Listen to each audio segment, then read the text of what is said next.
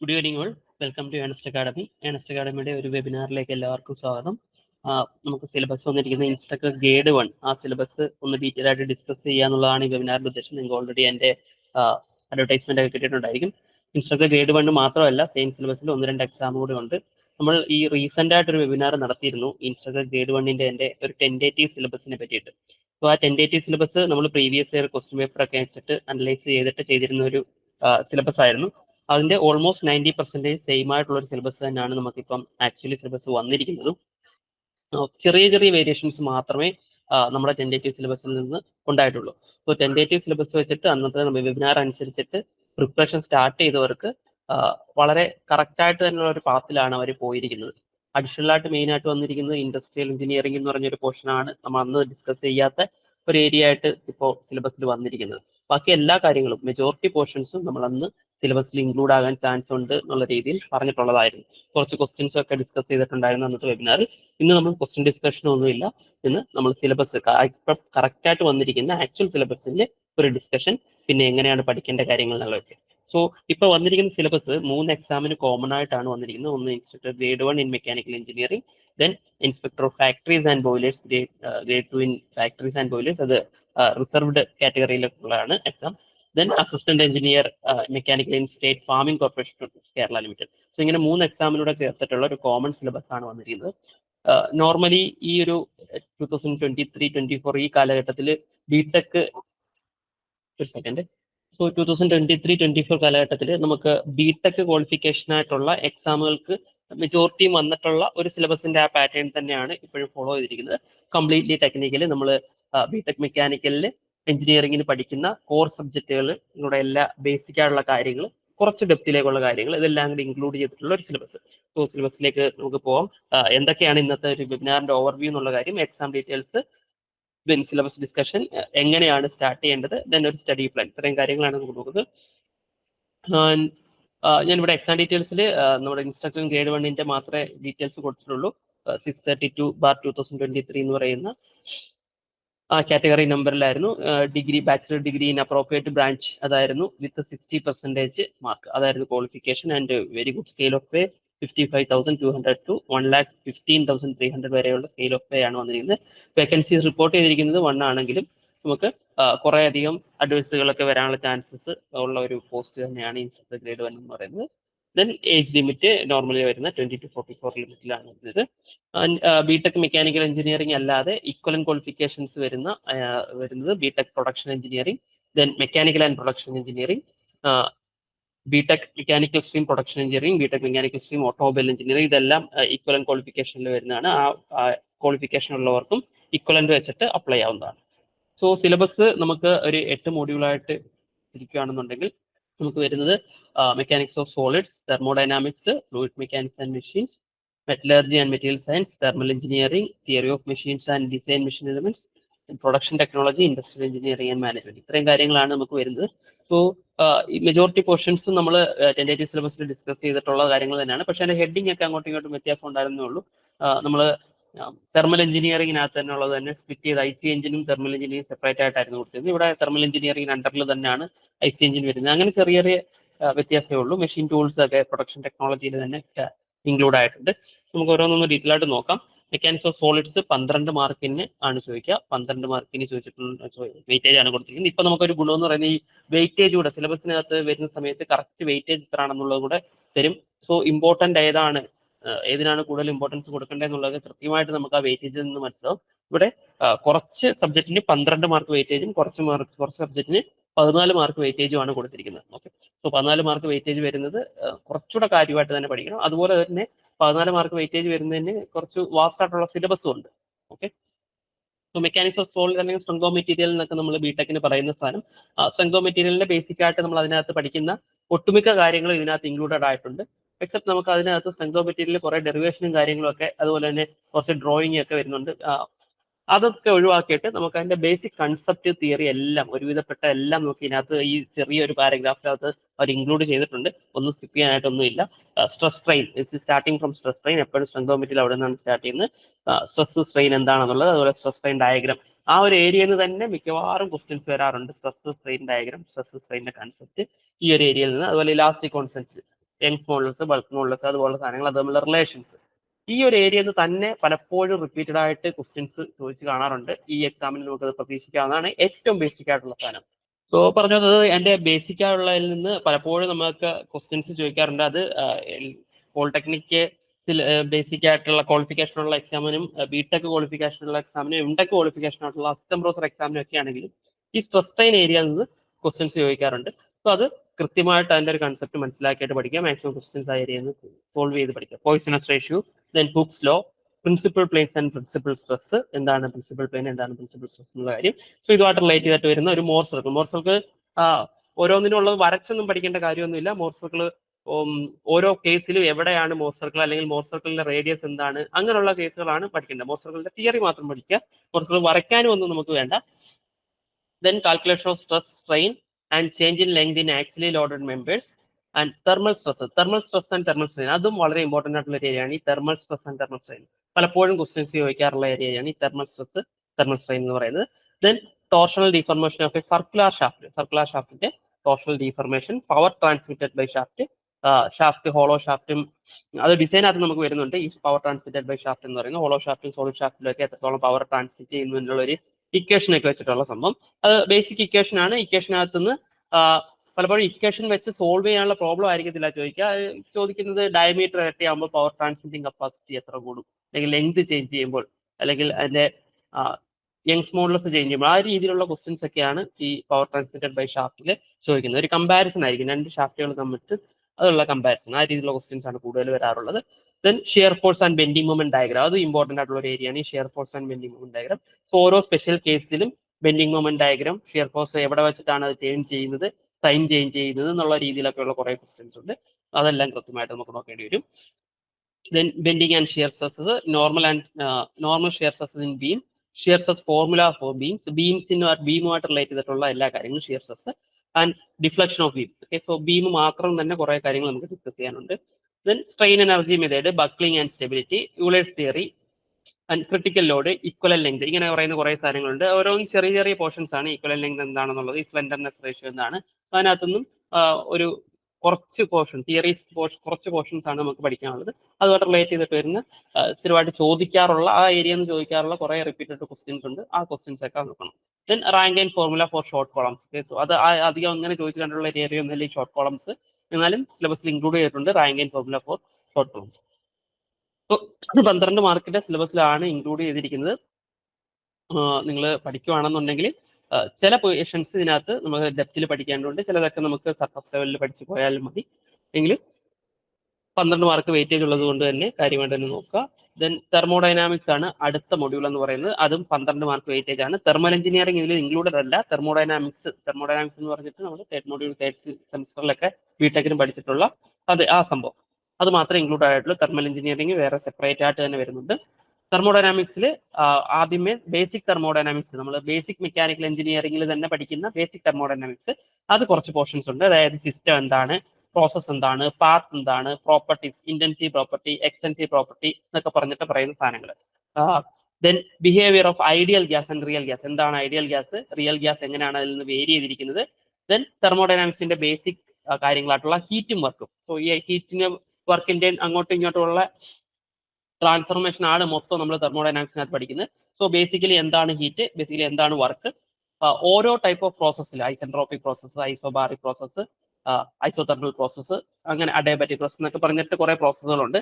ഈ ഓരോ പ്രോസസ്സിലും ഹീറ്റിന്റെ വാല്യൂ എങ്ങനെയാണ് കാൽക്കുലേറ്റ് ചെയ്യുന്നത്, വർക്കിന്റെ വാല്യൂ എങ്ങനെയാണ് കാൽക്കുലേറ്റ് ചെയ്യുന്നത്, ഇത് പാത്ത് ഫംഗ്ഷൻ ആണോ, ദെൻ പോയിന്റ് ഫംഗ്ഷൻ ആണോ എന്നുള്ള കാര്യങ്ങൾ, ഇങ്ങനെയുള്ള ബേസിക് ആയിട്ടുള്ള കുറേ കാര്യങ്ങൾ നമുക്ക് ആദ്യം തന്നെ പഠിക്കണം. ദെൻ അതിന്റെ ലോസിലേക്ക് വരുന്നു. So zeroth law of thermodynamics നമുക്ക് മെയിൻ ആയിട്ട് വരുന്ന കൺസെപ്റ്റ് എന്ന് പറയുന്നത് ടെമ്പറേച്ചർ എന്ന് പറയുന്ന ആ പ്രോപ്പർട്ടിയെ പറ്റിയിട്ടാണ് സീറോത്ത് ലോ ഓഫ് തെർമോഡൈനാമിക്സ് പറയുന്നത്. സോ ആ ടെമ്പറേച്ചർ റിലേറ്റഡ് ആയിട്ട് പിന്നെ പഠിക്കാനുള്ളത് എങ്ങനെയാണ് ടെമ്പറേച്ചർ മെഷർ ചെയ്യുന്നത്, ടെമ്പറേച്ചർ മെഷർ ചെയ്യാൻ യൂസ് ചെയ്യുന്ന സ്കെയിൽസ് ഏതൊക്കെയാണ്, ഫാരൻഹീറ്റ്, ഡിഗ്രി സെൽഷ്യസ് എന്നൊക്കെ പറയുന്നത്. സോ ടെമ്പറേച്ചർ സ്കെയിൽസ് ഏതൊക്കെയാണ്. Then first zeroth law of thermodynamics കഴിഞ്ഞ് കഴിഞ്ഞാൽ first law and second law of thermodynamics. First law നമുക്ക് ഹീറ്റും വർക്കും തമ്മിലുള്ള ട്രാൻസ്ഫറിനെ പറ്റിയിട്ടും സെക്കൻഡ് ലോ അതിന്റെ ഡയറക്ഷനെ പറ്റിയിട്ടും പറയുന്നതാണ്. സെക്കൻഡ് ലോ തെർമോഡൈനാമിക്സിനകത്ത് തന്നെ കെൽവിൻ പ്ലാങ്ക്സും രണ്ട് രീതിയിൽ വരുന്നുണ്ട്. സോ റിവേഴ്സിബിൾ പ്രോസസ് എന്താണ്, എൻട്രോപ്പി എന്താണ്, ക്ലേഷ്യസ് ഇനിക്വാളിറ്റി എന്താണ് എന്നുള്ള കാര്യങ്ങളൊക്കെ എൻട്രോപ്പി ആയിട്ട് റിലേറ്റ് ചെയ്തിട്ട് വരുന്നതാണ് ഈ ക്ലേഷ്യസ് ഇനിക്വാളിറ്റി എന്ന് പറയുന്നത്. And entropy changes in various thermodynamic processes. നമ്മൾ നേരത്തെ പറഞ്ഞ അഡിയാബാറ്റിക് പ്രോസസ്, ഐസോതെർമൽ പ്രോസസ് എന്നൊക്കെ പറഞ്ഞു ഓരോ കേസിലും എൻട്രോപ്പി ചേഞ്ച് എങ്ങനെയാണ് വരുന്നത്, ഡെൽറ്റ എസിന്റെ വാല്യൂ കണ്ടുപിടിക്കുന്നത് എങ്ങനെയാണ്, അല്ലെങ്കിൽ ഡി എസിന്റെ വാല്യൂ കണ്ടുപിടിക്കുന്നത് എങ്ങനെയാണെന്നുള്ളത് സിമ്പിൾ ആയിട്ടുള്ള ഇക്വേഷൻസ് യൂസ് ചെയ്തിട്ടുള്ള സംഭവമാണ്. അത് വെച്ചിട്ടുള്ള പ്രോബ്ലം ഒക്കെ ചോദിക്കാനുള്ള വളരെ കുറവാണ്. പ്രോബ്ലം ഇതിനകത്ത് ചോദിക്കാൻ ചാൻസ് ഉള്ളത് ഒന്ന് ഫസ്റ്റ് ലോ തെർമോഡൈനാമിക്സ്, ഒന്ന് സെക്കൻഡ് ലോ തെർമോഡൈനാമിക്സ്. സോ ഇതിനകത്ത് ഫസ്റ്റ് ലോ തെർമോഡൈനാമിക്സ് ഡയറക്റ്റ് ആയിട്ടുള്ള ഹീറ്റും വർക്കും നമ്മളെ റിലേഷൻ ഒക്കെ തന്നിട്ട് ഉള്ള പ്രോബ്ലംസ്, ചെറിയ പ്രോബ്ലംസ് നമുക്ക് ചോദിക്കാം. സെക്കൻഡ് ലോ തെർമോഡൈനാമിക്സിനകത്ത് നമുക്ക് ഹീറ്റ് എഞ്ചിന്റെ കേസിലോ അല്ലെങ്കിൽ റെഫ്രിജറേറ്ററിന്റെ കേസിലോ ഒക്കെ വെച്ചിട്ട് നമുക്ക് ന്യൂമറിക്കൽസ് ചോദിക്കാവുന്നതാണ്. സിമ്പിൾ ആയിട്ടുള്ള ന്യൂമറിക്കൽസ് ചോദിക്കാവുന്നതാണ്. ദെൻ അതിനകത്ത് എൻട്രോപ്പി കഴിഞ്ഞ് കഴിഞ്ഞാൽ പിന്നെ വരുന്നത് അവൈലബിലിറ്റി ഫംഗ്ഷൻ, അൺഅവൈലബിലിറ്റി എന്താണ്, അൺഅവൈലബിൾ ആയിട്ടുള്ള എനർജി എന്താണ്, അവൈലബിലിറ്റി ഫംഗ്ഷൻ എന്താണ്, ദെൻ ഇറിവേഴ്സിബിലിറ്റി എന്താണ്, third law of thermodynamics. Third law of thermodynamics എന്നൊക്കെ ലിമിറ്റഡ് ആയിട്ടുള്ള ക്വസ്റ്റ്യൻസ് ചോദിച്ചു കണ്ടിട്ടുള്ളൂ തേർഡ് ലോ ഓഫ് തെർമോഡൈനാമിക്സ്. പിന്നെ അത് കഴിയുമ്പോഴാണ് നമുക്ക് കുറച്ച് ഡെപ്തിലേക്ക് തെർമോഡൈനാമിക്സ് പോകുന്നത്. ഇത്രയും പറഞ്ഞതൊക്കെ നമുക്ക് ബേസിക് തെർമോഡൈനാമിക്സിനകത്ത് ഇൻക്ലൂഡ് ചെയ്യാവുന്ന കാര്യങ്ങളാണ്, ഈ തേർഡ് ലോ ഓഫ് തെർമോഡൈനാമിക്സ് വരെയുള്ള കാര്യങ്ങൾ. അത് കഴിയുമ്പോഴാണ് തെർമോഡൈനാമിക്സ് റിലേഷൻസിലേക്ക് വരുന്നത്. ഇവിടെ തൊട്ട് അങ്ങോട്ട് കുറച്ചുകൂടെ ഡെപ്തിലേക്കുള്ളതാണ്. ഹെൽംഹോൾട്ട്സും ഗിബ്സ് ഫംഗ്ഷനും മാക്സ്വൽ റിലേഷൻ എന്നൊക്കെ പറഞ്ഞിട്ട് കുറെ ഇക്വേഷൻസും കാര്യങ്ങളൊക്കെ വരുന്നുണ്ട്. അതൊക്കെ കുറച്ചുകൂടി ഡെപ്തിലേക്കുള്ള തെർമോഡൈനാമിക്സ് ആണ്. ക്വസ്റ്റ്യൻസ് ഈ 12 മാർക്കിൽ എനിക്ക് തോന്നുന്നത് ഒരു മെജോറിറ്റി ക്വസ്റ്റ്യൻസും ഈ ബേസിക് തെർമോഡൈനാമിക്സിന്റെ ഒരു ഏരിയയിൽ നിന്ന് തന്നെ ആയിരിക്കാനാണ് ചാൻസ്. കാരണം PSC ഫോളോ ചെയ്ത് വരുന്ന ഒരു പാറ്റേൺ അങ്ങനെയാണ്. ആ ബേസിക് തെർമോഡൈനാമിക്സിൽ നിന്നാണ് കൂടുതൽ ക്വസ്റ്റ്യൻസ്. ഔട്ട് ഓഫ് 12 ഒരു 8 ക്വസ്റ്റ്യൻസോളം നമുക്ക് ബേസിക് തെർമോഡൈനാമിക്സിൽ തന്നെ പ്രതീക്ഷിക്കാം.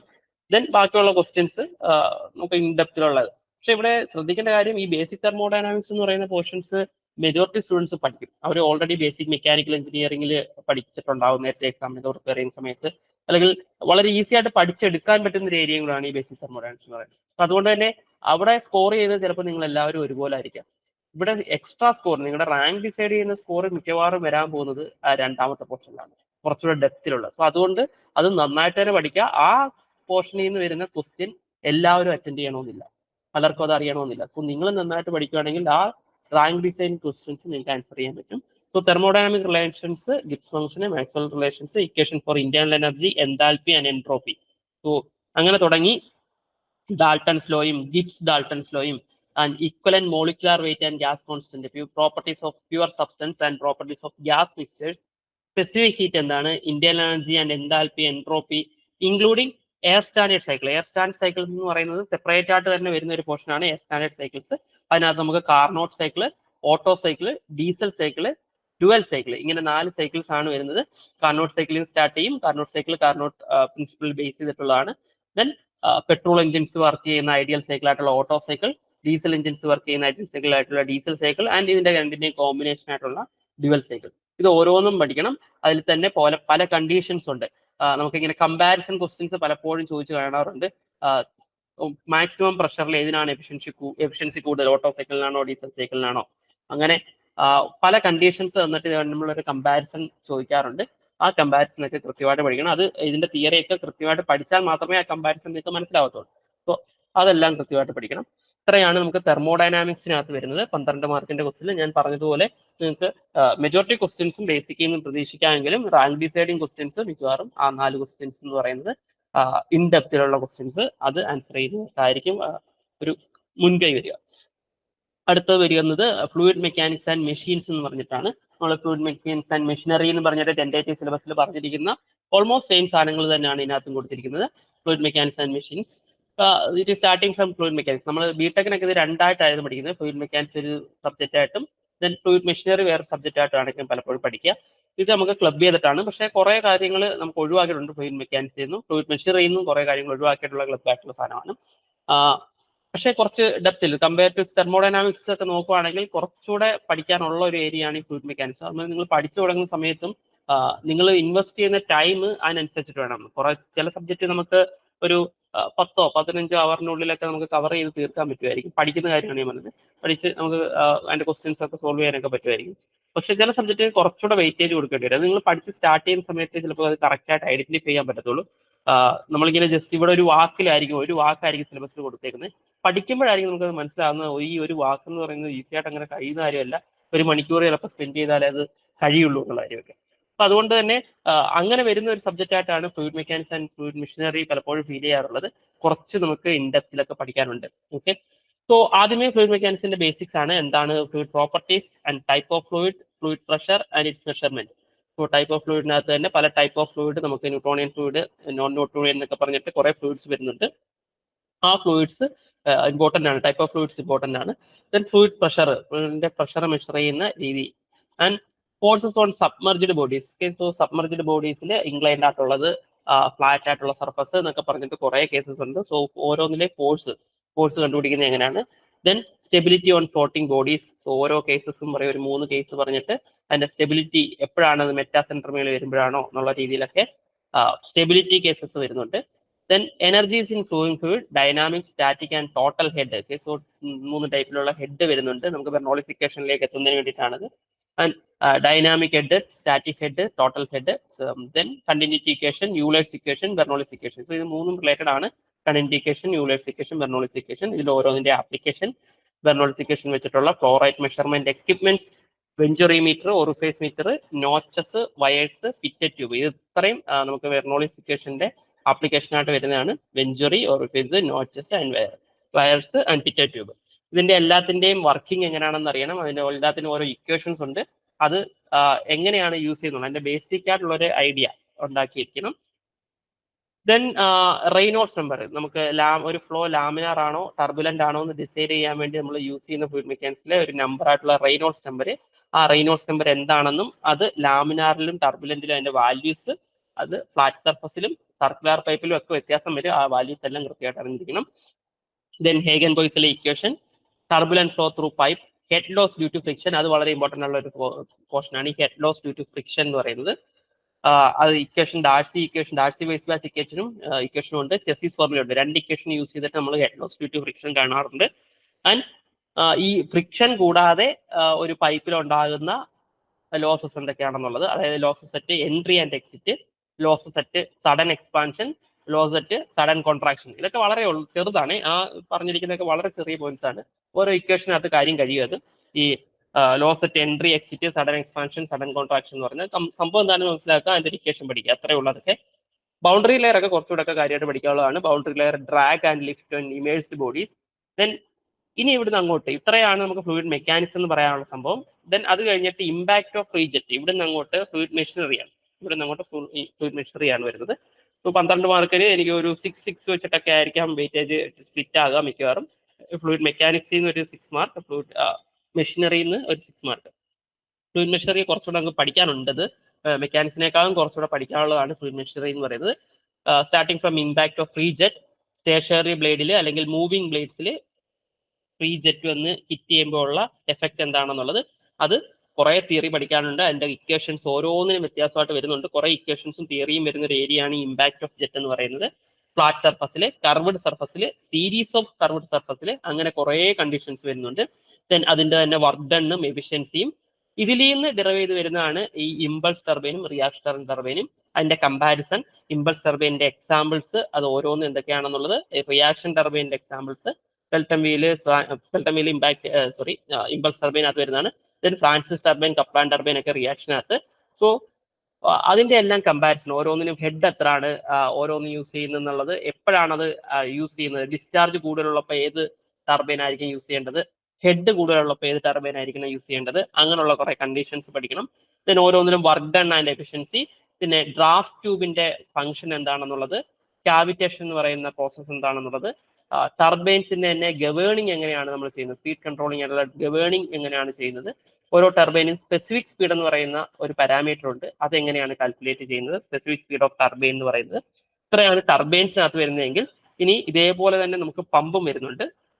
റെസിപ്രോക്കേറ്റിംഗ് പമ്പ് വരുന്നുണ്ട്. അതിനകത്ത് തന്നെ എയർ വെസൽസ് എന്തിനാണ് യൂസ് ചെയ്യുന്നത്, കാവിറ്റേഷൻ എന്ന് പറയുന്ന പ്രോസസ്സ് പമ്പിൽ എന്താണ്, സ്ലിപ്പ് എന്ന് പറയുന്ന പ്രോസസ്സ് എന്താണ്, സ്ലിപ്പ് എന്ന് പറയുന്ന ടേം കൊണ്ട് മീൻ ചെയ്യുന്നത് എന്താണ്, ആൻഡ് പമ്പിൽ തന്നെ റെസിപ്രോക്കേറ്റിംഗ് പമ്പിൽ തന്നെ ഇൻഡിക്കേറ്റർ ഡയഗ്രാം എന്ന് പറയുന്ന ഒരു ഡയഗ്രാം നമ്മൾ വരയ്ക്കാറുണ്ട്, അതിന്റെ പർപ്പസ് എന്താണെന്നുള്ള കാര്യം.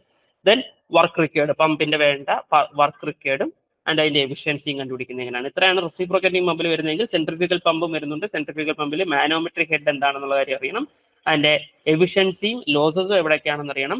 പ്രൈമിംഗ് പ്രോസസ് എന്തിനാണ് സെൻട്രിഫ്യൂഗൽ പമ്പിൽ ചെയ്യുന്നത് എന്നുള്ളതിന്റെ തിയറി കൃത്യമായിട്ട് അറിയണം. സ്പെസിഫിക് സ്പീഡ്, നമ്മൾ നേരത്തെ സ്പെസിഫിക് സ്പീഡ് പറഞ്ഞതുപോലെ ഇവിടെ സെൻട്രിഫ്യൂഗൽ പമ്പിനും സ്പെസിഫിക് സ്പീഡ് പാരാമീറ്റർ ഉണ്ട്. ആൻഡ് പെർഫോമൻസ് ക്യാരക്ടറിസ്റ്റിക്സ്, അതൊരു ഗ്രാഫ് വരയ്ക്കുന്നതാണ്. അതിൽ നിന്ന് അധികം ക്വസ്റ്റ്യൻസ് ഒന്നും ചോദിച്ചിട്ടില്ല. ഈ പെർഫോമൻസ് ക്യാരക്ടറിസ്റ്റിക്സ് നിന്ന് സ്പെസിഫിക് സ്പീഡ് വരെയുള്ള കാര്യങ്ങൾ കൃത്യമായിട്ട് പഠിക്കാം. സോ കുറച്ച് ഫ്ലൂയിഡ് മെക്കാനിക്സ് പോർഷൻസ് നിങ്ങൾ പഠിച്ചു തുടങ്ങുമ്പോൾ പെട്ടെന്ന് തീരുമെങ്കിലും ഫ്ലൂയിഡ് മെഷീനറി അത്ര പെട്ടെന്ന് തീരില്ല. കുറച്ചുകൂടെ ടൈം ഇൻവെസ്റ്റ് ചെയ്യേണ്ട ഒരു ഏരിയ ആണ് ഫ്ലൂയിഡ് മെഷീനറി എന്ന് പറയുന്നത്. കുറച്ചധികം തന്നെ ഉണ്ട്, അത് കൃത്യമായിട്ട് പഠിക്കുക. ഓക്കെ, എനിക്ക് തോന്നുന്നു ഒരു 3 മോഡ്യൂളോളം നമുക്ക് ഫ്ലൂയിഡ് മെഷീനറിയുടെ 3 മോഡ്യൂള് ബിടെക്കിനുള്ള കാര്യമാണ് ഞാൻ പറയുന്നത്. 3 മോഡ്യൂളോളം കമ്പൈൻ ചെയ്തിട്ടാണ് ക്ലബ് ചെയ്തിട്ടാണ് ഇവിടെ കൊടുത്തിരിക്കുന്നത്. കുറെ പോർഷൻസ് ഒക്കെ ഒഴിവാക്കിയിട്ടുണ്ട്, എന്നാലും മേജർ ആയിട്ടുള്ള ഇമ്പോർട്ടൻറ്റ് പോർഷൻസ് എല്ലാം ഇൻക്ലൂഡ് ചെയ്തിട്ടുണ്ട്. നിങ്ങൾ പഠിക്കുന്ന സമയത്ത് നിങ്ങൾക്ക് തിയറി ഒട്ടും, നിങ്ങൾ സെൽഫായിട്ട് പ്രിപ്പയർ ചെയ്യുന്ന ഒരാളാണെന്നുണ്ടെങ്കിൽ നിങ്ങൾക്ക് തിയറി ഒട്ടും മനസ്സിലാവുന്നുണ്ടെങ്കിൽ നിങ്ങൾ ബിടെക്കിന് പഠിച്ചിരുന്ന ടെക്സ്റ്റ് ബുക്കുകളൊക്കെ എടുത്തിട്ട് ഒന്നേന്ന് പറഞ്ഞ് പഠിച്ചു തുടങ്ങാം. അല്ലാതെ നമുക്ക് എക്സാം പോയിന്റ് ഓഫ് വ്യൂവിൽ പഠിക്കുകയാണെന്നുണ്ടെങ്കിൽ നമുക്ക് ഏതെങ്കിലും ഇതുപോലെ ഒരു ഇന്റൻസീവ് ആയിട്ടുള്ള ഒരു കോച്ചിങ് ക്ലാസ്സിൽ അറ്റൻഡ് ചെയ്യുകയാണെന്നുണ്ടെങ്കിൽ ഈ എക്സാം പോയിന്റ് ഓഫ് വ്യൂവിൽ മാത്രം നമുക്ക് പഠിക്കാൻ പറ്റും. ഈ syllabus to at the point, ആ പോയിന്റിലേക്ക് മാത്രം പഠിക്കുക എന്നുള്ളതാണ്. നമുക്ക് ബിടെക്കിന്റെ ടെക്സ്റ്റ് ബുക്ക് ഒക്കെ എടുത്ത് പഠിക്കുന്നത് നല്ലതാണ്, അതൊരിക്കലും മോശമാണെന്ന് പറയുന്നില്ല. പക്ഷെ അതിനുള്ള പ്രശ്നം എന്ന് പറയുന്നത് ടൈമാണ്. നമ്മുടെ എക്സാമിന്റെ ഉള്ള ടൈമിനുള്ളിൽ നമ്മൾ ഇതെല്ലാം പഠിച്ചു തീർക്കണം. സോ അന്നേരം ഇരുന്ന് ഇതിന്റെ ഡെറിവേഷനും കാര്യങ്ങളും ഒക്കെ ഇരുന്ന് പഠിക്കാതിരുന്നു കഴിഞ്ഞാൽ നമുക്ക് ഫ്ലൂയിഡ് മെക്കാനിക്സ് മാത്രമേ പഠിക്കാൻ പറ്റത്തുള്ളൂ. എല്ലാ സബ്ജക്റ്റും പഠിക്കാനുള്ള ടൈം നമുക്ക് കിട്ടിയെന്ന് വരില്ല. അതുകൊണ്ട് up to the point syllabus, ആ രീതിയിൽ വേണം നിങ്ങൾ എക്സാമിന് പ്രിപ്പയർ ചെയ്യാനായിട്ട്. നെക്സ്റ്റ് മോഡ്യൂൾ എന്ന് പറയുന്നത് മെറ്റലർജി ആൻഡ് മെറ്റീരിയൽ സയൻസ് ആണ്. ഇതും 12 മാർക്ക് വെയിറ്റേജ് തന്നെയാണ് നമുക്ക് കൊടുത്തിരിക്കുന്നത്. മെറ്റലർജി ആൻഡ് മെറ്റീരിയൽ സയൻസ് നമ്മൾ സാധാരണ എക്സാമിനൊക്കെ കാണുന്ന അതേ സംഭവങ്ങളൊക്കെ തന്നെയാണ് കൊടുത്തിരിക്കുന്നത്. Classification and properties of engineering മെറ്റീരിയൽസിന്റെ ക്ലാസിഫിക്കേഷനും പ്രോപ്പർട്ടീസും, മെറ്റാലിക് ബോണ്ട് എന്താണെന്നുള്ളത്, ക്രിസ്റ്റൽ സ്ട്രക്ചേഴ്സ്, അതാണ് കുറച്ച് കാര്യങ്ങൾ എക്സ്ട്രാ നമുക്ക് പഠിക്കാം. FCC സ്ട്രക്ചർ എന്നൊക്കെ പറഞ്ഞിട്ട് കുറെ സാധനം ഉണ്ടല്ലോ. സോ ആ crystal structure, space lattice, types of unit cell, BCC structure, FCC എന്നൊക്കെ പറയുന്ന ആ types of unit cell, Miller indices എന്താണെന്നുള്ള കാര്യം, പിന്നെ ഈ ഓരോ യൂണിറ്റ് സെല്ലിന്റെയും കോർഡിനേഷൻ നമ്പർ എത്രാണ്, അറ്റോമിക് പാക്കിംഗ് ഫാക്ടർ എത്രയാണെന്നുള്ളത്, അത് കണ്ടുപിടിക്കുന്നതിന് ഓരോ ഇക്വേഷൻ അല്ല ശരിക്കും അതിന്റെ ഒരു കൺസെപ്റ്റ് ആണ്. ആ കൺസെപ്റ്റ് മനസ്സിലാക്കി ചെയ്യാന്നുണ്ടെങ്കിൽ നിങ്ങൾക്ക് ഒരു 1 മിനിറ്റിനുള്ളിൽ ആ കോർഡിനേഷൻ നമ്പറും അറ്റോമിക് പാക്കിംഗ് ഫാക്ടറും ഏത് യൂണിറ്റ് സെല്ലിന്റെ വേണമെങ്കിലും കാൽക്കുലേറ്റ് ചെയ്തെടുക്കാം. ദെൻ അലോട്രോപ്പി ആൻഡ് പോളിമോർഫിസം എന്ന് പറയുന്ന സംഭവം എന്താണെന്നുള്ള കാര്യം, ക്രിസ്റ്റലിലെ ഇംപെർഫെക്ഷൻസ് അല്ലെങ്കിൽ ഡിഫക്ട്സ് ഇൻ ക്രിസ്റ്റൽ സ്ട്രക്ചർ എന്ന് പറയുന്ന സാധനം, അത് ലൈൻ ഡിഫക്ട്സും സ്പേസ് ഡിഫക്ട്സും എന്നൊക്കെ പറഞ്ഞിട്ട് നമ്മൾ പഠിക്കാറുണ്ട്. അപ്പോൾ ആ imperfection crystals. Then elastic and plastic deformation of മെറ്റൽസിനകത്ത് ഇലാസ്റ്റിക് ഡിഫർമേഷൻ നടക്കുന്നതും പ്ലാസ്റ്റിക് ഡിഫർമേഷൻ നടക്കുന്നതിനെ പറ്റിയിട്ടും. സോ ആ ടൈമിൽ തന്നെ സ്ലിപ്പ്, സോ ആ ഡിഫർമേഷൻ സംഭവിക്കുന്ന സമയത്തുണ്ടാകുന്ന സ്ലിപ്പ്, ട്വിന്നിങ്, ഡിസ്ലൊക്കേഷൻ, ഇതൊക്കെ എന്താണെന്നുള്ള കാര്യം. ദെൻ ക്രിട്ടിക്കൽ ഷിയർ സ്ട്രെസ് എന്താണെന്നുള്ളത്. പുതുതായിട്ട് വരുന്നതാണ് ഈ ഫ്രാങ്ക് റൈഡ് സോഴ്സ്, ദെൻ അതുപോലെ ഫിക്സ് ലോ എന്നൊക്കെ പറഞ്ഞു കൊടുത്തിരിക്കുന്നത്. ഫ്രാങ്ക് റൈഡ് സോഴ്സും ഫിക്സ് ലോ ഒക്കെ വളരെ റയറായിട്ട് നമുക്ക് സിലബസിൽ അങ്ങനെ കാണാറുള്ളൂ. So Frank Read source, strain hardening, delamination theory, diffusion mechanism, പിന്നെ വരുന്നത് ഹ്യൂം റോദറീസ് റൂൾ. ഇതൊക്കെ കുറച്ച് പുതുതായിട്ട് അധികം സിലബസ് അങ്ങനെ നമ്മൾ കാണാറുള്ള സംഭവങ്ങളല്ല. ഈ Frank Read, Fick's law, Hume Rothery's rule എന്നൊക്കെ പറയുന്നത് അതൊന്നും ഒരുപാടൊന്നും കാര്യങ്ങളൊന്നും ഇല്ല. ജസ്റ്റ് അതിന്റെ തിയറി മാത്രം അറിഞ്ഞിരുന്നാൽ മതി. ക്വസ്റ്റ്യൻസ് ഒന്നും ഒരുപാട് ക്വസ്റ്റ്യൻസ്, ഈ 12 മാർക്കിലൊന്നും ഒരുപാട് ക്വസ്റ്റ്യൻസ് ഒന്നും അതിനകത്തൊന്നും പ്രതീക്ഷിക്കേണ്ട. ഒരു ക്വസ്റ്റ്യൻ മാക്സിമം 1 അല്ലെങ്കിൽ 2 ക്വസ്റ്റ്യൻസ് ഒക്കെ മാക്സിമം ചോദിക്കായിരുന്നു. കാരണം ചോദിക്കാൻ ഒരുപാട് സംഭവങ്ങൾ മെറ്റലർജി ആൻഡ് മെറ്റീരിയൽ സയൻസിൽ വേറെ ഉണ്ട്. കാരണം അയൺ കാർബൺ ഡയഗ്രം ഒക്കെ ഇനി കിടക്കുന്നേ ഉള്ളൂ. അപ്പോൾ അതിനകത്ത് നിന്നൊക്കെ ഇഷ്ടംപോലെ ക്വസ്റ്റ്യൻ ചോദിക്കാറുണ്ട്. പിന്നെ സ്ഥിരമായിട്ട് ക്വസ്റ്റ്യൻ ചോദിക്കുന്ന ഒരു ഏരിയ ആണ് ഈ ക്രിസ്റ്റൽ സ്ട്രക്ചർ എന്ന് പറയുന്നത്. ക്രിസ്റ്റൽ സ്ട്രക്ചറിൽ നിന്ന് നമുക്ക് മെക്കാനിക്കലിലെ ബിടെക്കിന്റെ ഇതായിട്ടുള്ള ക്വാളിഫിക്കേഷൻ ആയിട്ടുള്ള എക്സാം എടുക്കുകയാണെങ്കിൽ ഒരു 90% ക്വസ്റ്റ്യൻ പേപ്പറിലും കണ്ടുവരുന്ന ഒരു ക്വസ്റ്റ്യൻ ആണ് ഈ ക്രിസ്റ്റൽ സ്ട്രക്ചറിനകത്തുള്ള ക്വസ്റ്റ്യൻ, അല്ലെങ്കിൽ അയൺ കാർബൺ ഡയഗ്രത്തിന്റെ ക്വസ്റ്റ്യൻ. അപ്പോൾ ഇത് രണ്ടും നമുക്കൊരു ഷുവർ ഷോട്ട് ആയിട്ടുള്ള ക്വസ്റ്റ്യൻ ഏരിയ ആണ് ഈ crystal structure, iron carbon diagram. So അതൊക്കെ കൃത്യമായിട്ട് പഠിക്കുക. ദെൻ TT ഡയഗ്രം, നമുക്ക് അയൺ കാർബൺ ഡയഗ്രം എന്ന് പറയുന്ന TT diagram, critical cooling rate എന്താണ്. ദെൻ അതിനകത്ത് നിന്ന് തന്നെ വരുന്നതാണ് ഹീറ്റ് ട്രീറ്റ്മെന്റ് പ്രോസസ്സുകൾ. ഹീറ്റ് ട്രീറ്റ്മെന്റ് പ്രോസസ്സും ക്വസ്റ്റ്യൻസ് ഒരുപാട് ചോദിക്കാറുള്ള ഏരിയ ആണ് ഹീറ്റ് ട്രീറ്റ്മെന്റ് പ്രോസസ്സ്. പല ടൈപ്പിലുള്ള heat treatment പ്രോസസ്സുകളുണ്ട്. Then hardenability test, surface treatments, case hardening, carburising, nitriding, cyaniding എന്നൊക്കെ പറഞ്ഞിട്ടുള്ള പ്രോസസ്സുകൾ എന്തൊക്കെയാണെന്നുള്ളത്, ഇൻഡക്ഷൻ ഹാർഡനിങ്, പ്രസിപ്പിറ്റേഷൻ ഹാർഡനിങ്, കുറേ പ്രോസസ്സുകൾ ഹാർഡനിങ്ങിനകത്ത് തന്നെ വരുന്നുണ്ട്, അതെല്ലാം നോക്കണം. Then recrystallization and grain growth, properties, composition and use of various type of cast iron steel. പിന്നെ അങ്ങോട്ട് ലാസ്റ്റ് വരുമ്പോഴത്തേക്ക് ഓരോ മെറ്റീരിയലിന്റെ ആപ്ലിക്കേഷൻ ഒക്കെയാണ്, എങ്ങനെയാണ് അത് മാനുഫാക്ചർ ചെയ്യുന്നതെന്നുള്ളതൊക്കെ, കാസ്റ്റ് അയൺ, സ്റ്റീലൊക്കെ.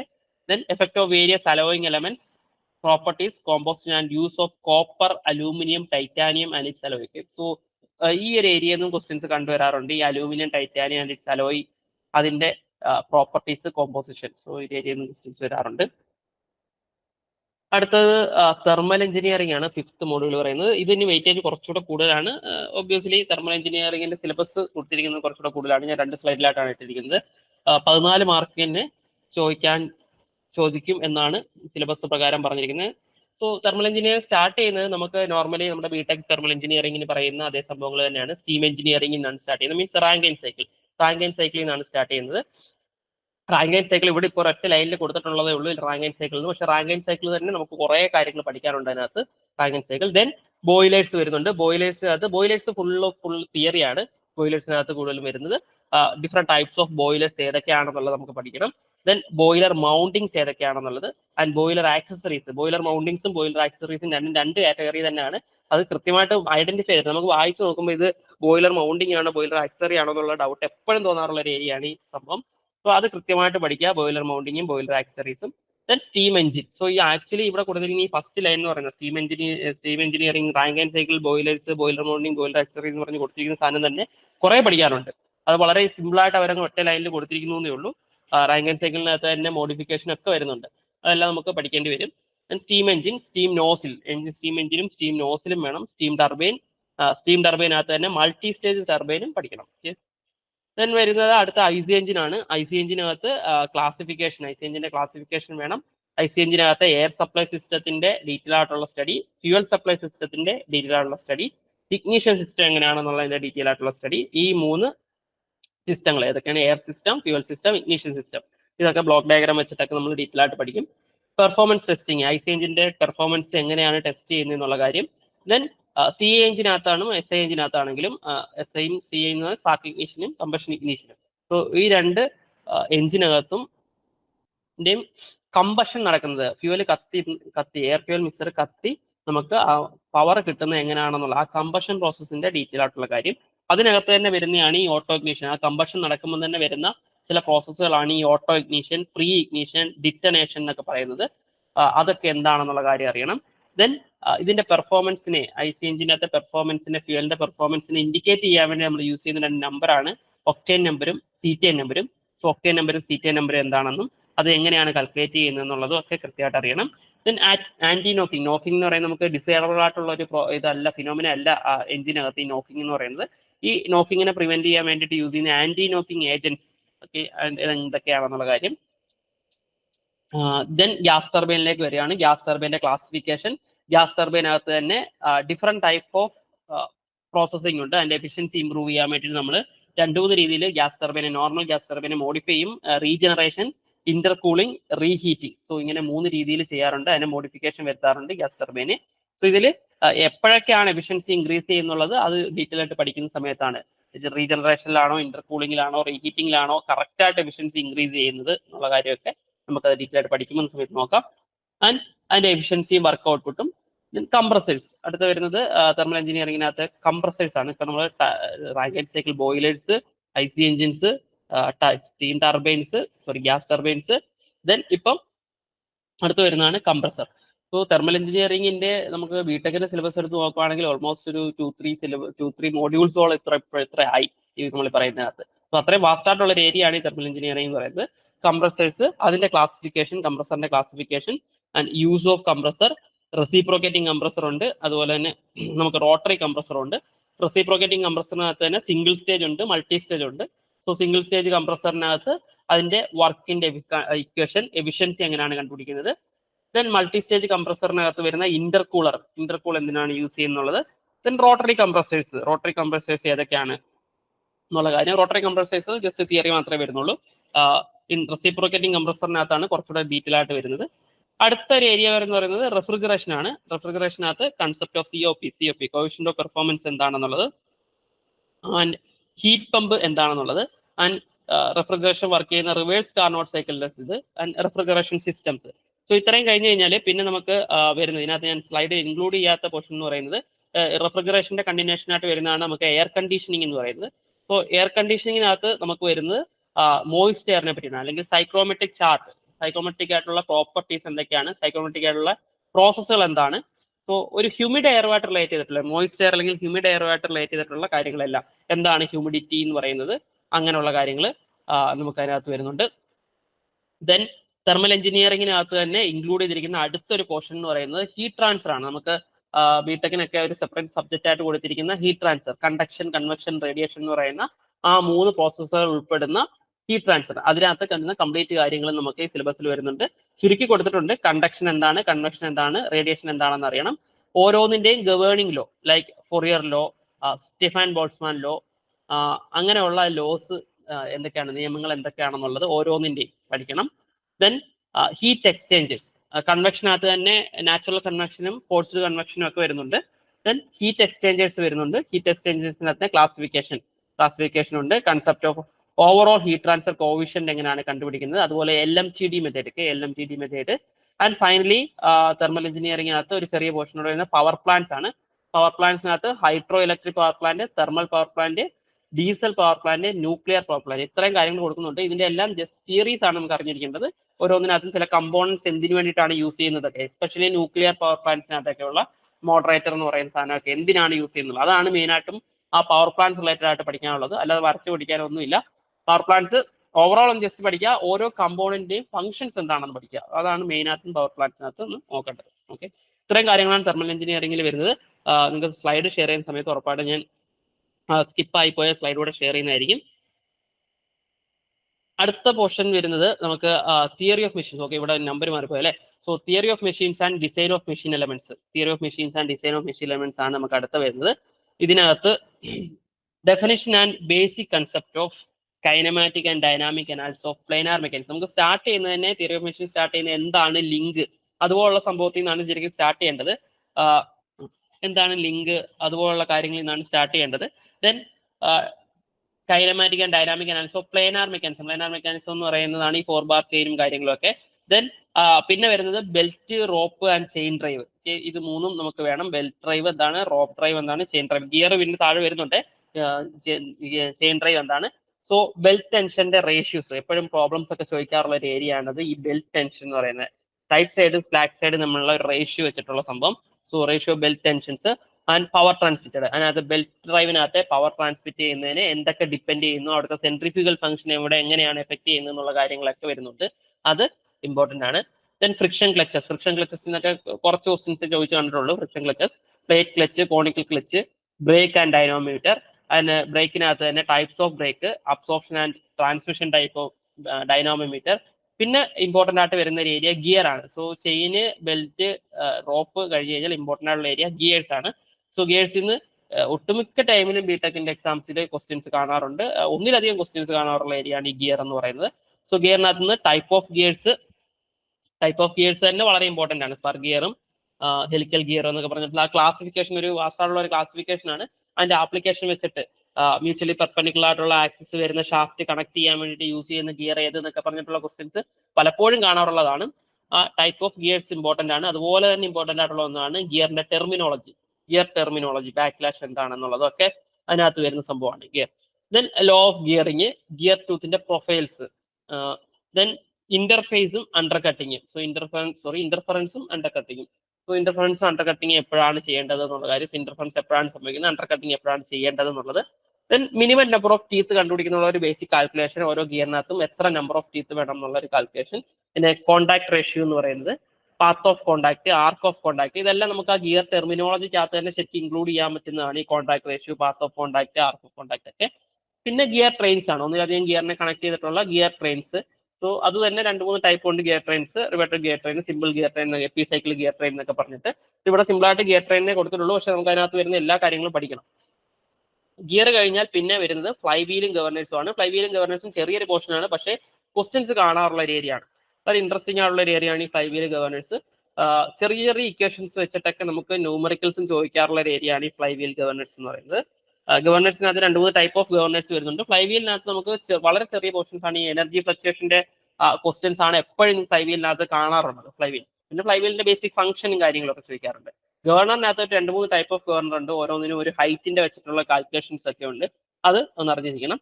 പിന്നെ ഗൈറോസ്കോപ്പ് എന്താണെന്നുള്ളതും, balancing of reciprocating and rotating masses, rotating മാസസിനെ എങ്ങനെയാണ് ബാലൻസ് ചെയ്യുന്നത് എന്നുള്ള കാര്യം.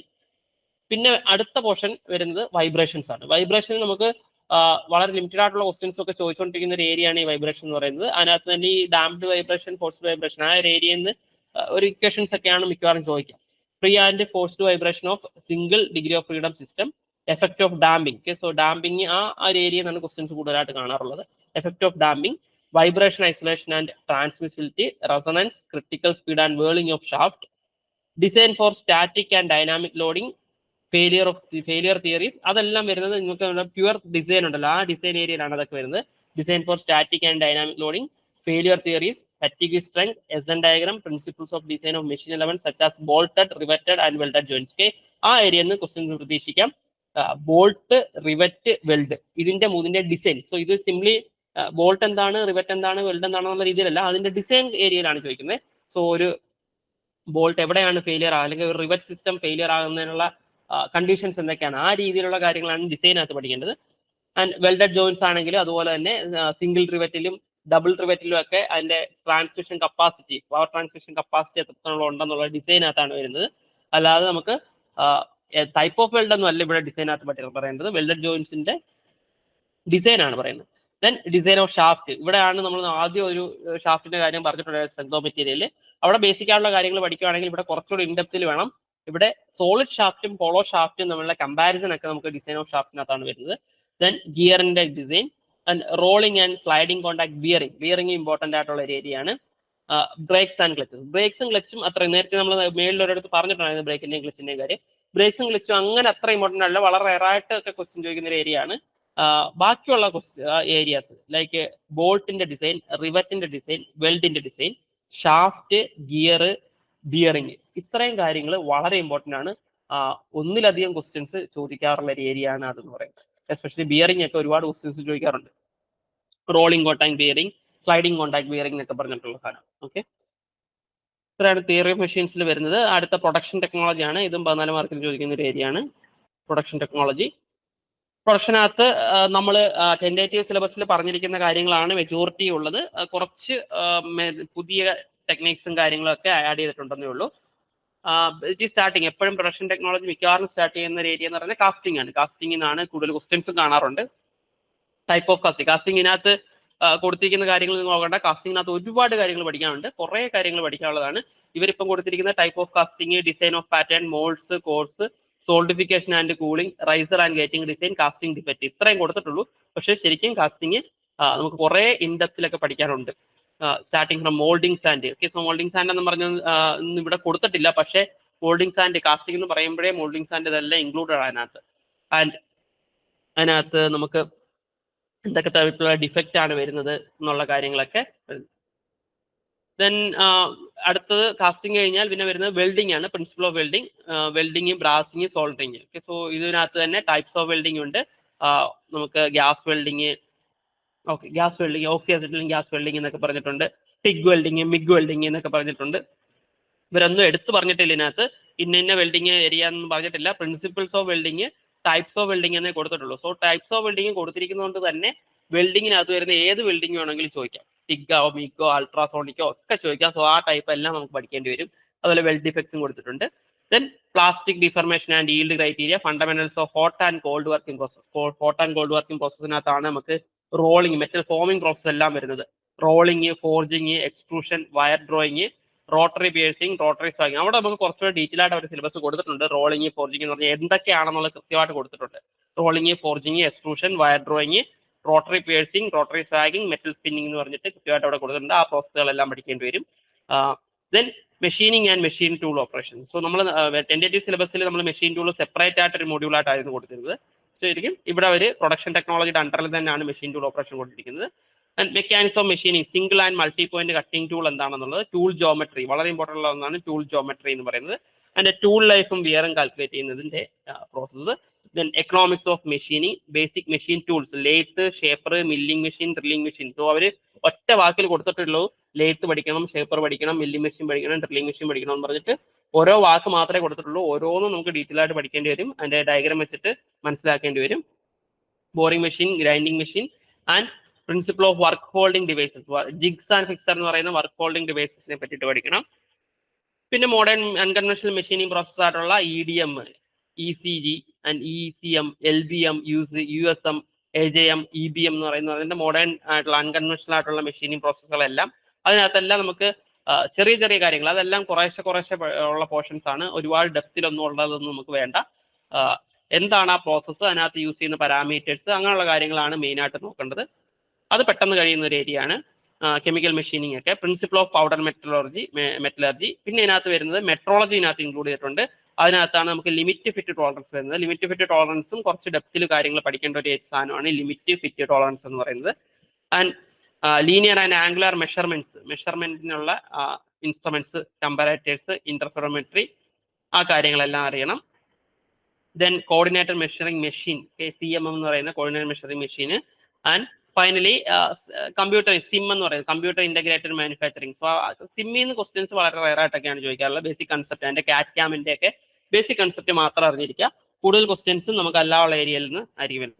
ഇതിൽ കോൺസെൻട്രേറ്റ് ചെയ്യേണ്ട ഏരിയാസ് എന്ന് പറയുന്നത് ഒന്ന് കാസ്റ്റിംഗ് ഡീറ്റെയിൽ ആയിട്ട് പഠിക്കുക, രണ്ട് വെൽഡിങ് ഡീറ്റെയിൽ ആയിട്ട് പഠിക്കുക. ദെൻ അടുത്തത് മെട്രോളജി, ലിമിറ്റ് ഫിറ്റ് ടോളറൻസ്, അത് വൃത്തിയായിട്ട് പഠിക്കുക. ദെൻ മെഷീൻ ടൂൾസ്, ആ മെഷീൻ ടൂൾസും നന്നായിട്ട് പഠിക്കുക. ഈ ഏരിയയിൽ നിന്നായിരിക്കും മെജോറിറ്റി ക്വസ്റ്റ്യൻസ് വരാൻ ചാൻസ്. അൺകൺവെൻഷണൽ മെഷീനിങ്ങിന് ഒരു ക്വസ്റ്റ്യനോ അല്ലെങ്കിൽ മാക്സിമം 2 ക്വസ്റ്റ്യനോ ഒക്കെ ചോദിക്കാനുള്ള chance. And finally industrial engineering, ഇത് 8th ആണ്, 8ാമത്തെയാണ് ഞാൻ നമ്പർ ഇട്ടേക്കുന്നത് മാറിപ്പോയാണ്.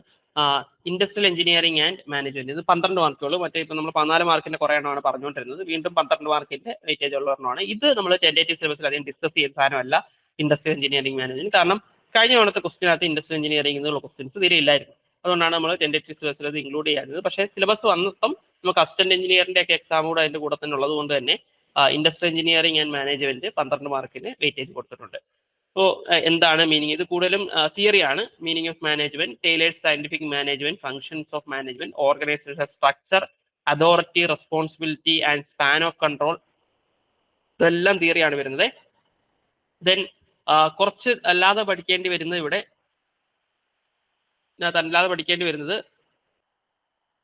Plan layout, process layout, product layout എന്നൊക്കെ പറയുന്നതൊക്കെ തിയറിയാണ്. ജസ്റ്റ് ഒരു ഡയഗ്രാം ഒക്കെ വെച്ചിട്ട് നമുക്ക് എക്സ്പ്ലെയിൻ ചെയ്യാവുന്ന കാര്യമുള്ളൂ.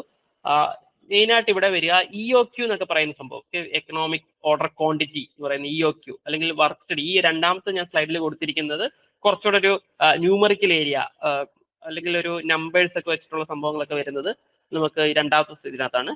വർക്ക് സ്റ്റഡി അനാലിസിസ്, ഓരോ രീതിയിൽ നമ്മൾ അനലൈസ് ചെയ്യുന്നത് എങ്ങനെയാണ്, അതിനകത്ത് തന്നെ CPM PERT എന്ന് പറഞ്ഞിട്ടുള്ള മെത്തേഡ്സ്, ദെൻ ഗെയിം തിയറി എന്താണ്, EOQ എങ്ങനെയാണ്, EOQ ആൻഡ് റീഓർഡർ ലെവൽ എന്താണെന്നുള്ളത്, സെലക്റ്റീവ് ഇൻവെന്ററി കൺട്രോൾ ടെക്നിക്സ് ഏതൊക്കെയാണെന്ന്, ബ്രേക്ക് ഈവൻ അനാലിസിസ്, അതുപോലെ quality control and inspection process, capability, statistical quality control, different charts, ഇതുമായിട്ട് റിലേറ്റ് വരുന്ന ഡിഫറെന്റ് ചാർട്ട്സ്, വേജ് പേയ്മെന്റ് എങ്ങനെയാണെന്നുള്ളത്, നമ്മൾ ജോബിന് ഇവാലുവേറ്റ് ചെയ്തിട്ട് അതിന് വേജ് പേയ്മെന്റ് കൊടുക്കുന്നത് എങ്ങനെയാണെന്നുള്ളതൊക്കെ കാൽക്കുലേഷൻ ആണ്. അതൊക്കെ കുറച്ചുകൂടെ ന്യൂമറിക്കലായിട്ട് വരുന്ന ഏരിയയാണ്. ഈ സെക്കൻഡ് സ്ലൈഡിൽ കൊടുത്തിരിക്കുന്നത് കുറേ കൂടെ ന്യൂമറിക്കലും, ഫസ്റ്റ് സ്ലൈഡിൽ വരുന്നത് കംപ്ലീറ്റ്ലി തിയറിയാണ് വരുന്നത്. സോ ഇത് ഈ ഇൻഡസ്ട്രിയൽ എഞ്ചിനീയറിംഗ് മാനേജ്മെന്റ് നിങ്ങൾ നിർബന്ധമായിട്ടും പഠിച്ചിരിക്കേണ്ട ഒരു ഏരിയയാണ്. എന്തുകൊണ്ടാണെന്ന് വെച്ചാൽ നിങ്ങൾ പഠിക്കുന്ന എല്ലാം പഠിക്കണം, എന്നാലും ഇത് കോൺസെൻട്രേറ്റ് ചെയ്യുക, കുറച്ചൊന്ന് കോൺസെൻട്രേറ്റ് ചെയ്യുക. ഇതിന്റെ റീസൺ ഞാൻ പറഞ്ഞുതരാം. നമുക്ക് പലപ്പോഴും ആളുകൾ സ്കിപ്പ് ചെയ്യുന്ന ഒരു ഏരിയ ആണ് ഇത്, ഈ ഇൻഡസ്ട്രിയൽ എഞ്ചിനീയറിംഗ് ആൻഡ് മാനേജ്മെന്റ് എന്ന് പറയുന്നത്. പക്ഷെ നമുക്ക് വെയിറ്റേജ് കൃത്യമായിട്ട് മോഡ്യൂൾ തിരിച്ച് 12 മാർക്കിന്റെ വെയിറ്റേജ് തന്നിട്ടുള്ളത് കൊണ്ട് തന്നെ ഇത് നന്നായിട്ട് പഠിച്ചു കഴിഞ്ഞാൽ നിങ്ങൾക്ക് ഈസി ആയിട്ട് ഇത് സ്കോർ ചെയ്യും. ഇത് വലിയ പാടുള്ള സാധനമല്ല, പക്ഷെ പലരും പഠിക്കാതെ സ്കിപ്പ് ചെയ്യുന്നു എന്നുള്ളതേ ഉള്ളൂ. ഇതിങ്ങനെ അധികം നമ്മൾ പഠിക്കാൻ സാധനം ആയതുകൊണ്ട്, നമ്മുടെ നോർമലി വരുന്നതിനകത്ത് വരാതെ ഇൻക്ലൂഡ് ആവാത്തത് കൊണ്ട് തന്നെ, അധികം പഠിക്കാതെ വരുന്നത് കൊണ്ട് തന്നെ ഈ 12 മാർക്കിന്റെ ഈ പോർഷൻസ് പലരും സ്കിപ്പ് ചെയ്യും. പക്ഷെ നിങ്ങൾ അത് കൃത്യമായിട്ട് പഠിക്കുകയാണെന്നുണ്ടെങ്കിൽ നിങ്ങൾക്ക് അത് സ്കോർ ചെയ്യാൻ പറ്റും. എളുപ്പത്തിലുള്ള ക്വസ്റ്റ്യൻസ് ആയിരിക്കും വരുന്നത്, സ്കോർ ചെയ്യാൻ പറ്റും. അത് റാങ്ക് ഡിസൈഡ് ചെയ്യുന്നതിന് വളരെ ഇമ്പോർട്ടൻ്റ് ആയിട്ടുള്ള ഒരു ഫാക്ടറായിട്ട് മാറുകയും ചെയ്യും. എല്ലാ സബ്ജക്റ്റും പഠിക്കണം, എങ്കിലും ഞാൻ പറഞ്ഞു വന്നത് നിങ്ങൾക്ക് മനസ്സിലായെന്ന് വിചാരിക്കുന്നു. ചിലരെങ്കിലും ഇത് സ്കിപ്പ് ചെയ്യാൻ ചാൻസ് ഉണ്ട്, അങ്ങനെ നിങ്ങൾ ആ കൂട്ടത്തിൽ ഉൾപ്പെടാതിരിക്കുക. ഓക്കെ, സോ ഇത്രയും കാര്യങ്ങളാണ് നമുക്ക് സിലബസിൽ വരുന്നത്.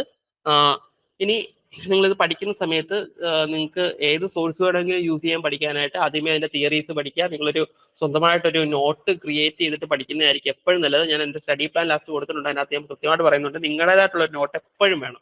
നിങ്ങൾക്ക് നിങ്ങൾ ഈ കോഴ്സിന് ജോയിൻ ചെയ്യുകയാണെന്നുണ്ടെങ്കിൽ, ഇവിടുത്തെ ഏണസ്റ്റിന്റെ തന്നെ കോഴ്സിന് ജോയിൻ ചെയ്യുകയാണെന്നുണ്ടെങ്കിൽ നിങ്ങൾക്ക് ഓരോ ക്ലാസ് കഴിയുമ്പോഴും മെറ്റീരിയൽ അവൈലബിൾ ആക്കി തരും. സോ അതിന്റെ PDF അല്ലെങ്കിൽ PPT നിങ്ങൾക്ക് ഷെയർ ചെയ്ത് തരും.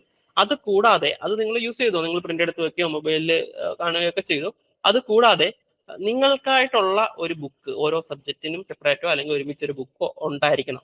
സോ അതായിരിക്കും നമ്മൾ PPT ഷെയർ ചെയ്യുന്നതിനേക്കാളോ അല്ലെങ്കിൽ നിങ്ങൾ മൊബൈലിൽ വീണ്ടും ആ വീഡിയോ കാണുന്നതിനേക്കാളോ ഒക്കെ എഫക്റ്റീവ് ആകുക നിങ്ങൾ എഴുതി വെച്ചിരിക്കുന്ന നോട്ടായിരിക്കും. ഓക്കെ, സോ ഏതെങ്കിലും സോഴ്സിലൂടെ നിങ്ങൾ ടെക്സ്റ്റ് ബുക്ക് നോക്കിയോ അല്ലെങ്കിൽ ഏതെങ്കിലും കോഴ്സിൽ ജോയിൻ ചെയ്തിട്ടോ യൂട്യൂബിലെ വീഡിയോസ് കണ്ടിട്ടോ ഒക്കെ നിങ്ങൾ പഠിച്ചതിന് ശേഷം ഒരു കാരണവശാലും വിട്ടുപോകരുതാത്ത ഒരു കാര്യമാണ് MCQ സോൾവ് ചെയ്യുക എന്നുള്ളത്. പലപ്പോഴും കണ്ടുവരുന്ന ഒരു പ്രവണതയാണ് തിയറി ഒക്കെ പഠിച്ചിട്ട് എക്സാം പോയി അങ്ങ് അറ്റൻഡ് ചെയ്യുക എന്ന് പറയുന്നത്. ഒരിക്കലും ചെയ്യരുത്. തിയറി പഠിക്കുക, അതിന്റെ കൂടെ തന്നെ നിങ്ങൾക്ക് കഴിയാവുന്ന അത്ര MCQs സോൾവ് ചെയ്യുക. Maximum number of MCQs solve ചെയ്യുക എന്നുള്ളതാണ്. സോ MCQസിന് വേണ്ടിയിട്ട് കുറച്ച് ബുക്സ് ഇവിടെ കൊടുത്തിട്ടുണ്ട്. MCQ book by RS Khurmi, MCQ by Jain and SSC JE previous year question paper ഉള്ള ഒരു ബുക്ക് ഉണ്ട്. ആൻഡ് മെഡിസിയുടെ ഒരു 4400 പ്ലസ് MCQ എന്ന് പറഞ്ഞിട്ടൊരു ടെക്സ്റ്റ് ബുക്ക് ഉണ്ട്. പ്രീവിയസ് ഇയർ ESD ആൻഡ് ഗേറ്റിന്റെ ഒക്കെ ബുക്കുകളുണ്ട്. സോ ഗേറ്റിന്റെ ഒക്കെ ബുക്കൊക്കെ എടുത്ത് പഠിക്കുന്ന സമയത്ത് നിങ്ങൾ അതിന്റെ ഈ 2 മാർക്കിന്റെ ക്വസ്റ്റ്യൻസ് ഒന്നും സോൾവ് ചെയ്ത് പഠിക്കണമെന്നില്ല. ഗേറ്റിനകത്ത് തന്നെ ബേസിക് ക്വസ്റ്റ്യൻസ് ഉണ്ടല്ലോ, ഗേറ്റിന്റെ ESDയുടെ ഒക്കെ ബേസിക് ക്വസ്റ്റ്യൻസ്. സോ അത് സോൾവ് ചെയ്യുക, അത് ചെയ്ത് പഠിക്കുക. അല്ലെ 2 മാർക്കിന് അത് കാൽക്കുലേറ്റർ വെച്ചിട്ട് ചെയ്യാൻ പറ്റുന്ന കുറെ ക്വസ്റ്റ്യൻസ് അതിനകത്ത് കാണും. അത് നമ്മൾ സ്കിപ്പ് ചെയ്തേക്കാം, അത് നമുക്ക് PSCയിൽ ചോദിക്കത്തില്ല, അത് വേണ്ട. പക്ഷേ അത് ഗേറ്റിൽ ESCയിൽ ചോദിച്ചിരിക്കുന്ന ബേസിക് ക്വസ്റ്റ്യൻസ് നല്ല ക്വസ്റ്റ്യൻസ് ആയിരിക്കും, അത് ഒന്ന് നോക്കിക്കോണം. ദെൻ വെബ്സൈറ്റ്, നമുക്ക് MCQ സോൾവ് ചെയ്യാൻ വേണ്ടിയുള്ള വെബ്സൈറ്റുകളുണ്ട്. www.textbook.com ഉണ്ട്, bajus.com ഉണ്ട്, എക്സാം വേദ ഉണ്ട്, ഇന്ത്യാബിക്സ് ഉണ്ട്, sanfoundry.com. സാൻഫൗണ്ടറിയിലൊക്കെ ഓരോ പോർഷൻസ് തിരിച്ചിട്ട് തന്നെ സബ്ജക്റ്റിന്റെ കൊടുത്തിട്ടുണ്ട്. നമ്മൾ സബ്ജക്റ്റിൽ തന്നെ particular portion gear train related ആയിട്ടുള്ള MCQ സെർച്ച് ചെയ്ത് കഴിഞ്ഞാൽ അങ്ങനെയൊക്കെ വരും. സോ വെബ്സൈറ്റ്സ് ചെക്ക് ചെയ്യുക. നിങ്ങൾ MCQ മാക്സിമം MCQ സോൾവ് ചെയ്യാൻ വേണ്ടിയിട്ടാണ് ഈ ടെക്സ്റ്റ് ബുക്കും സൈറ്റും ഞാൻ സജസ്റ്റ് ചെയ്തിരിക്കുന്നത്. ഓക്കെ, ഒരു സ്റ്റഡി പ്ലാൻ നിങ്ങൾ ചെയ്യുകയാണെന്നുണ്ടെങ്കിൽ prioritise the subject and start learning. നിങ്ങൾക്ക് നിങ്ങളുടേതായുള്ള പ്രയോറിറ്റി കൊടുക്കുക എന്നുള്ളതാണ്. ഇപ്പൊ നമ്മൾ 14 മാർക്കിന്റെ സബ്ജക്റ്റുകൾക്ക് കൂടുതൽ വെയിറ്റേജ് കൊടുക്കുക എന്നുള്ള ഒരു കോമൺ ലോജിക്കാണ്.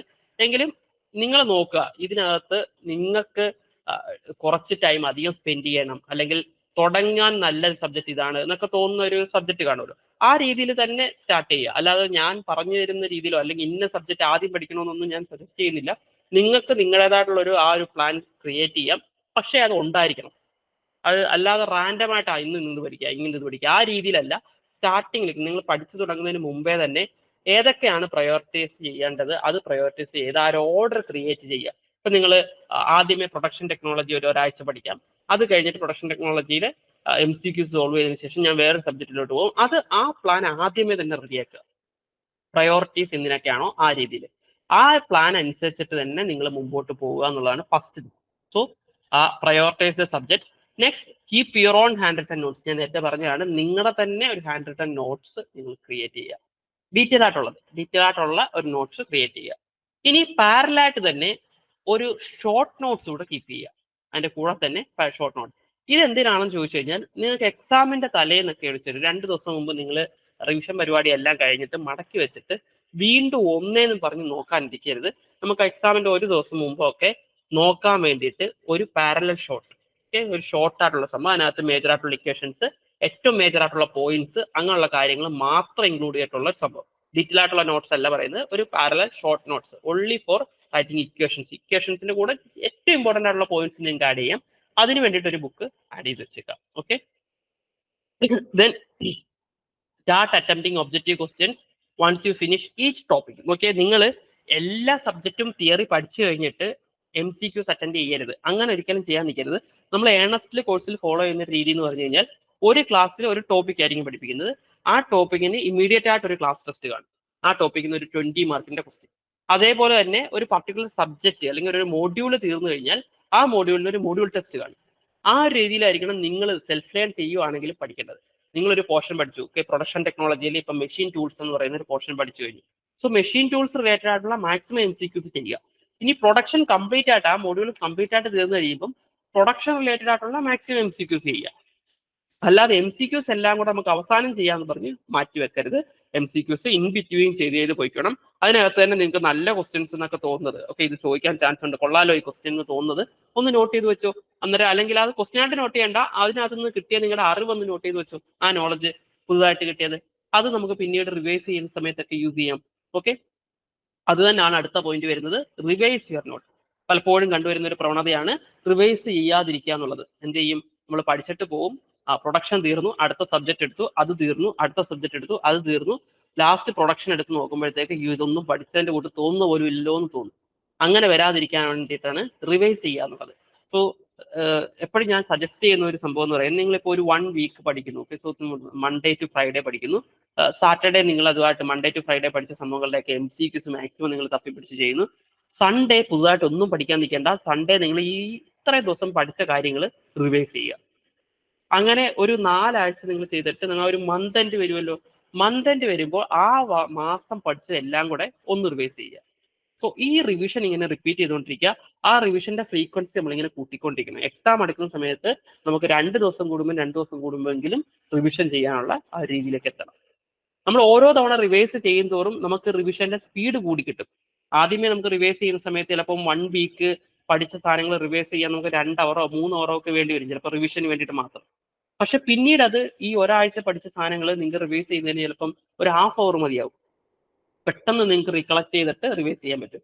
സോ അത് ആ റിവിഷൻ എത്രത്തോളം ചെയ്യുന്നു അത്രത്തോളം നിങ്ങൾക്ക് അത് ഓർത്തിരിക്കാനും പറ്റും, ആ റിവിഷൻ സ്പീഡ് ഇൻക്രീസ് ചെയ്യാൻ പറ്റും.